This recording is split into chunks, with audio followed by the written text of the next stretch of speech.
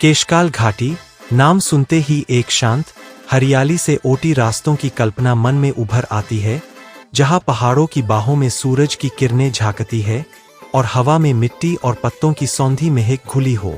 छत्तीसगढ़ के बस्तर संभाग के कोंडागांव जिले में यह घाटी एक रहस्य की तरह है, हर मोड़ पर कुछ छिपा हुआ प्रतीत होता है। स्थानीय लोग इसे तेलिन घाटी भी कहते हैं और सबसे प्रसिद्ध नाम है 12 भावर, अर्थात जाहिर है वो 12 घुमावदार मोड़ जो घाटी की सर्पचर सी सड़क बनाते हैं। यह घाटी राष्ट्रीय राजमार्ग 30 पर स्थित है, जो कोंडागांव और कांकेर के बीच है। इसकी लंबाई लगभग 5 किलोमीटर है। उन 5 किलोमीटरों में 12 मोड़ बसी है। जैसे जैसे वाहन आगे बढ़ता है, सड़क एक मोड़ से दूसरे मोड़ में घूमती है, घाटी का आकार बदलता है, जंगल का विलापन बदलता है और कभी कभी पहाड़ों पर बरसात ने फुहारें छोड़ रखी होती है, जिनसे पानी की नदियां या झरने बन चुके होते हैं।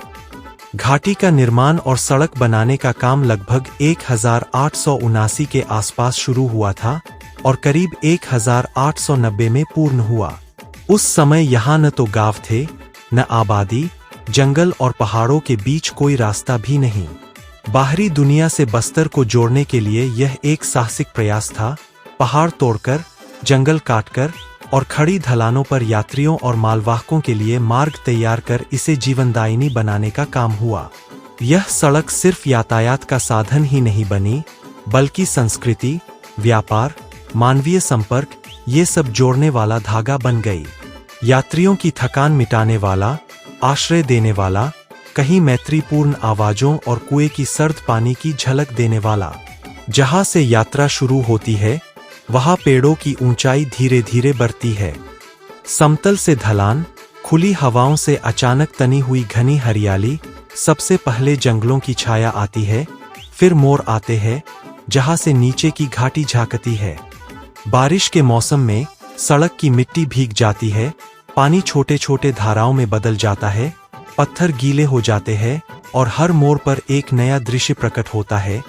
झरने, पहाड़ी चट्टानें और धुंध की चादर जब सूरज की किरणों से हल्की सी खुलती है। कभी कांटेदार झाड़ी रास्ते को सीमित कर देती है, कभी पेड़ों की टहनियां सड़क पर आ गिरती है।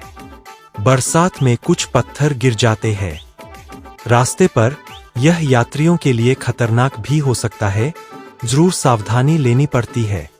12 मोड़ ये सिर्फ सड़कों के मोड़ नहीं, बल्कि प्रतीक है परिवर्तन, संघर्ष, उम्मीद और सौंदर्य का।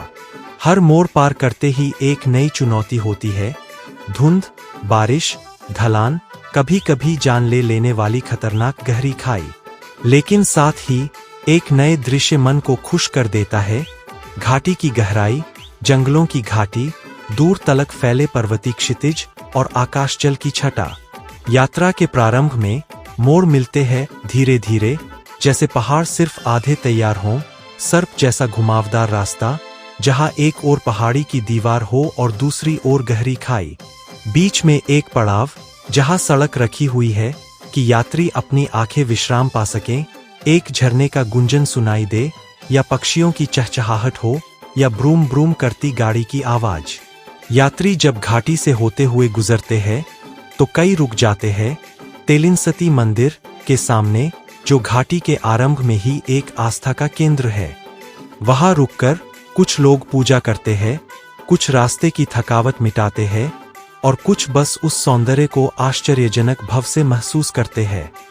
घाटी की शुरुआत में स्थित यह मंदिर तेलिनसती माता या तेलिनसती मंदिर नाम से जाना जाता है। यात्रियों के लिए आश्रय, आस्था, विश्राम का स्थान है।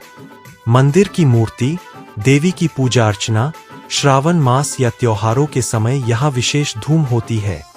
प्रसाद मिलता है और यात्रियों की थकावट कुछ पल के लिए भूल जाती है शांत वातावरण में। घाटी की सड़क बनाना आसान नहीं था। पहाड़ों को काटना, जंगलों का सामना करना, बरसात की मार झेलना। बरसात के मौसम में सड़क धुल जाती है, पत्थर खिसक जाते हैं, छोटे छोटे फुदकते पानी के फ्लर रास्ते को अवरुद्ध कर देते हैं। जनजीवन प्रभावित होता है, मालवाहक गाड़ियां फंस जाती है, आवाजाही में देरी होती है। फिर भी यह सड़क बस्तर और बाहरी दुनिया के बीच यह एक पुल की तरह है, आर्थिक रूप से, सांस्कृतिक रूप से और भावनात्मक रूप से। समय के साथ यातायात बढ़ा, सड़कों की मरम्मत की जरूरत पड़ी। कुछ हिस्सों में कंक्रीट के गलीचे बिछाए गए, कुछ जगहों पर बालू पत्थर से भराव हुआ। पर्यटक बढ़े, लोग इस घाटी के सौंदर्य को देखने आते हैं, फोटो खींचते हैं, वीडियो बनाते हैं। सोशल मीडिया पर केशकाल घाटी के दृश्यों की झलकियां साझा होती है। धुंध भरी सुबह, सूरज का किरण पेड़ों के बीच से आती हुई, गाड़ी की साइड से झरने की बूंदें चेहरे पर पड़ती हुई। परंतु बदलाव सिर्फ भौतिक नहीं, स्थानीय जीवनशैली पर भी असर पड़ा। गांवों में सुविधाएं बढ़ी, कुछ व्यापार जन्मा, होटलों, ढाबों की शुरुआत हुई, स्थानीय हस्तशिल्प और भोजन की चीजें यात्रियों तक पहुंचने लगीं। जब 12 भावर की सर्पाकार सड़कों को पार कर लिया जाए तो अंतिम मोड़ के बाद एक खुला मैदान मिलता है। घाटी की पृष्ठभूमि अब नीचे रह जाती है, पहाड़ों की ऊंचाइयां पीछे छूट जाती है, आकाश खुल जाता है, धूप पूरी तरह निकल आती है और समग्र दृश्य यह एहसास कराता है कि आप एक यात्रा में नहीं, एक परिवर्तन के झरने में से गुजरे हैं। आप देखते हैं कि कैसे प्रकृति, इतिहास और मानवीय प्रयास मिलकर इस घाटी को इतनी खास बनाते हैं कि हर मोड़ पर, हर कदम पर कुछ सीखने को मिले। धैर्य, सौंदर्य, संघर्ष की कहानी, आस्था की याद। 12 भावर केशकाल घाटी सिर्फ एक सड़क नहीं है, यह अनुभव है। हर घुमाव पर आश्चर्य, हर मोड़ पर सौंदर्य, हर बरसाती बूंद में जीवन का संगीत। प्रकृति ने इसे सजाया, इतिहास ने इसे आकार दिया और लोग इसे जिंदा रखते हैं। बस्तर के घने साल के जंगलों से घिरा छोटा सा गांव उस दिन अपने साप्ताहिक हाट से गूंज रहा था। रंग बिरंगे कपड़े, ताजी सब्जियां और जड़ी बूटियों की खुशबू हवा में घुली थी, पर असली भीड़ तो बाजार के बीचों बीच खुले गोल घेरे में जमा थी। वहां 2 मुर्गों की लड़ाई का अखाड़ा सजा था, जिन पर खूब पैसा दांव पर लगा था। घेरा कसकर बैठे लोग अपनी अपनी बाजियां बोल रहे थे। लाल वाला बाज है, कोई कहता, काला ही सबको पछाड़ेगा। बच्चों की आंखों में कौतूहल, बड़ों के चेहरों पर तनाव। ढोल जैसी आवाज में किसी बुजुर्ग ने घोषणा की, लड़ाई शुरू हो थे। दोनों मुर्गों को धीरे से बीच में छोड़ा गया। परों को फड़फड़ाते हुए वे एक दूसरे को परखते रहे। फिर अचानक काला मुर्गा झपटा और लाल के पंख नोच डाले। भीड़ से शोर उठा, मार रे। दाव लगाने वालों की धड़कनें तेज हो गईं। मैदान के किनारे साल के पेड़ की छाव में कुछ महिलाएं देशी महुआ दारू के बोरे सजाए बैठी थीं। मिट्टी के गिलासों में मीठी सुगंध फैल रही थी। एक बुजुर्ग औरत हंसकर बोली, लड़ाई चाहे कोनो जीते, गला तो हमरे दारू से ही तर हो ही। दूसरी ने सिर हिलाकर कहा, हारने वाला पहली गिलास पी ही। इधर अखाड़े में लाल मुर्गे ने अचानक ताकत जुटाई और काले की गर्दन दबोच ली। काला थक कर गिर पड़ा। भीड़ से जयकारा उठा। कोई जीत के नशे में उछला, कोई हार की कसक में महुआ की ओर बढ़ गया। शाम की ढलती रोशनी में हाट की गूंज और महुआ की महक देर तक गांव में बिखरी रही। छत्तीसगढ़ राज्य के बस्तर जिले में स्थित एक अद्भुत प्राकृतिक धरोहर है। यह इंद्रावती नदी पर बना विशाल जलप्रपात अपनी विराटता और मनोहारी दृश्य के कारण दूर दूर तक प्रसिद्ध है। लगभग 95 फीट की ऊंचाई से गिरता हुआ यह झरना अर्धचंद्राकार आकृति में फैला है, जो बारिश के मौसम में अपनी पूरी भव्यता के साथ जलधाराओं का अद्भुत नजारा प्रस्तुत करता है। इसकी सौंदर्यता केवल इसके जलप्रपात तक सीमित नहीं है, बल्कि इसके आसपास की हरियाली, शांत वातावरण और प्राकृतिक विविधता इसे और भी आकर्षक बनाती है।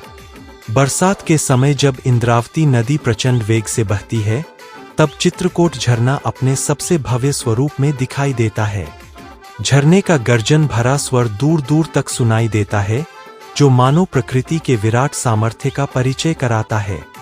चारों ओर फैली हरियाली, घने साल और सागौन के जंगल और झरने से उठती ठंडी जलकणों की फुहारें वातावरण को एक अलौकिक अनुभूति से भर देती है।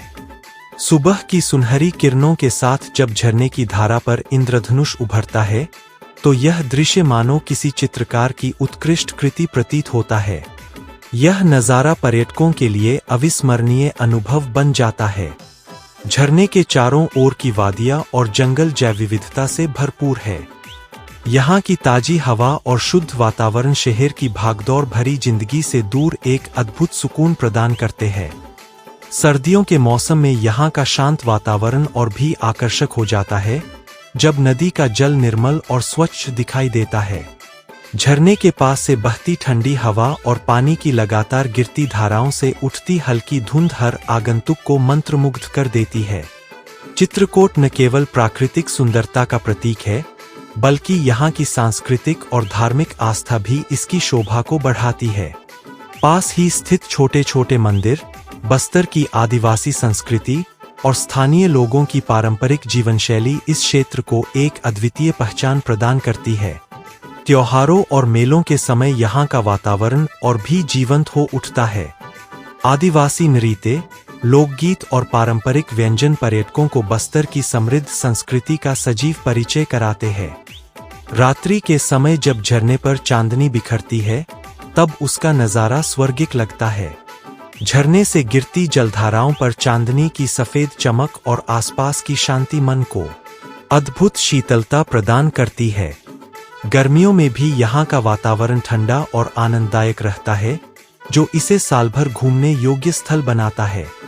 चित्रकूट झरना केवल एक प्राकृतिक चमत्कार नहीं, बल्कि छत्तीसगढ़ की धरोहर, सांस्कृतिक गौरव और प्रकृति की भव्यता का अद्वितीय प्रतीक है।